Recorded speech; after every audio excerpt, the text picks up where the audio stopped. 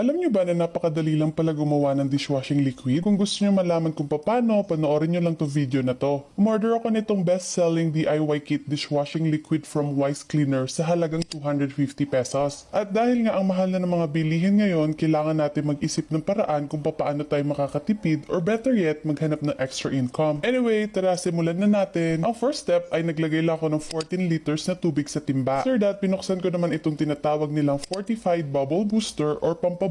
Saka ko dahan-dahan na binuhos ng paikot-ikot tulad ng pagpapaikot sa'yo ng ex mo. Charot. Sinunod ko nilagay itong surface active substance or surfactant na parang gel. Just like yung foam booster, ang sabi sa instruction, gupitin lang na maliit sa dulo tsaka dahan-dahan na ibuhos ng paikot. Kailangan pala pag ginagawa mo ito, hindi ka mainipin kasi gusto nito ay dahan-dahan lang, hindi siya yung mabilisan. Nung nabuhos ko na lahat, binabad ko naman siya ng 20 minutes bago ko inalo. At pagkatapos nga ng 20 minutes, sinamulan ko na siya haluin gamit itong aking mahiwagang sandok. Ang sabi nga pala dito na we have to make sure na tunaw lahat ng ingredients. Sinunod ko naman nilagay itong premix solution. Shake ko muna mabuti bago ko ihalo. Bali lemon flavor nga pala yung napili kong scent. Itong premix bottle na to may kasama na pala siyang degreasing agent, scent, antibacterial, water softener, and colorant.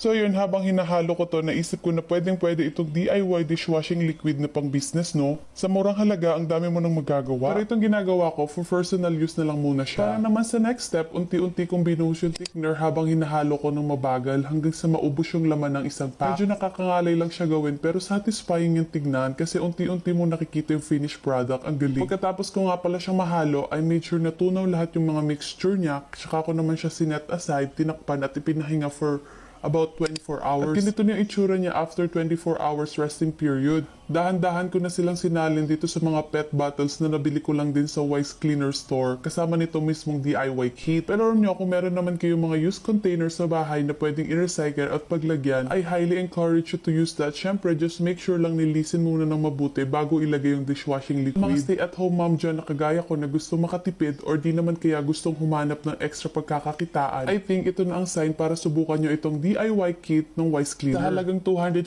pesos, makakagawa ka na ng more than 14 liters of dishwashing liquid na pwedeng ibenta sa mga kapitbahay mo. This is way cheaper compared sa ibang brand. Pero hindi ka mapapahiya dito kasi ang ganda din ng quality niya at kayang-kaya makapagsabayan sa mga leading brand. Mga mare, visit niyo Wise Cleaner store and marami pa silang ibang DIY kit tulad ng Fabcon at detergent. So paano? Magugas muna ako ng mga plato. Bye!